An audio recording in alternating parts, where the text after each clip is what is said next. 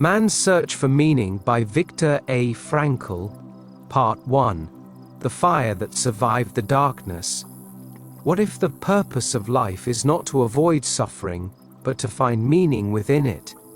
What if the darkest nights are not proof of life's cruelty, but invitations to discover your own light? This is the message of man's search for meaning. It was born not in comfort, but in the cold silence of Auschwitz, a place designed to crush the human spirit, yet unable to destroy the soul of one man who refused to surrender his inner freedom. Viktor Frankl, a psychiatrist and survivor of the Holocaust, did not write from theory. He wrote from ashes, from hunger, despair, and loss, and from the small, invincible flame that refused to die within him.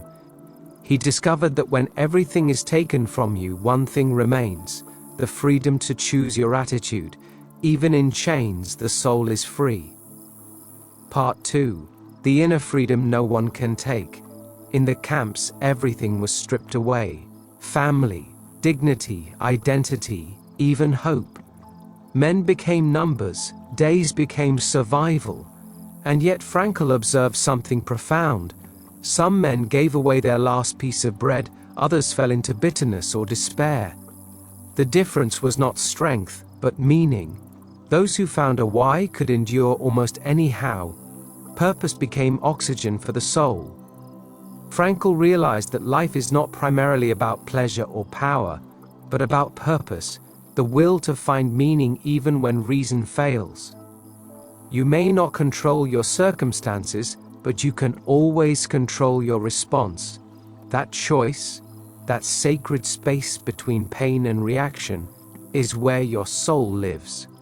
And in that space you discover that even suffering can be transformed into strength. Part 3. The Search for Meaning. Meaning is not something you invent, it's something you discover.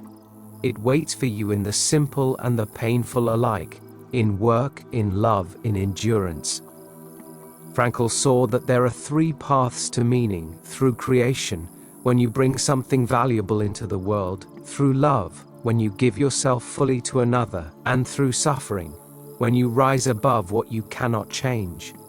Meaning gives shape to suffering, turning chaos into purpose and despair into depth. It does not erase pain, it redeems it. When you can no longer change your situation, you are challenged to change yourself. Part 4. Love as Salvation. In the camp, Frankl lost everything, except the image of his wife's face. He would walk through the frost, starving and weak, and hold her image in his mind. That love became his lifeline, his proof that beauty could survive even in horror.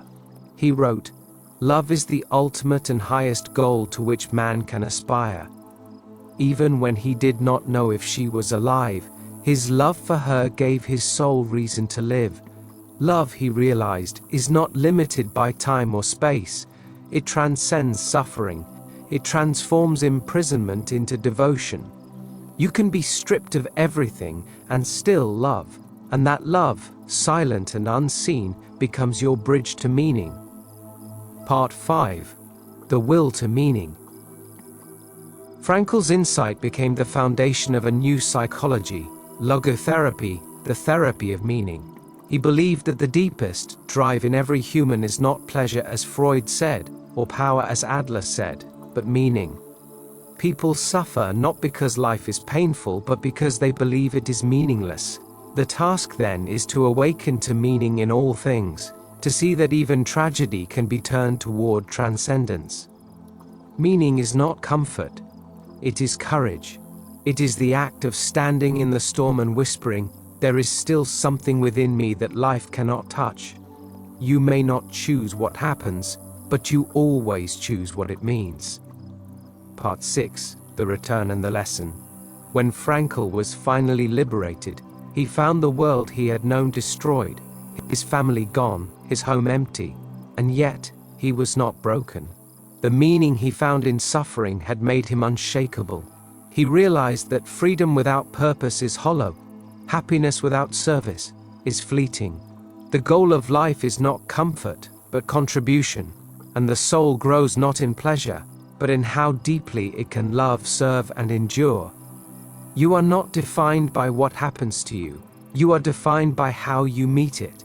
Meaning transforms the ordinary into sacredness, the pain into offering, and survival into awakening. Part 7. The Eternal Flame.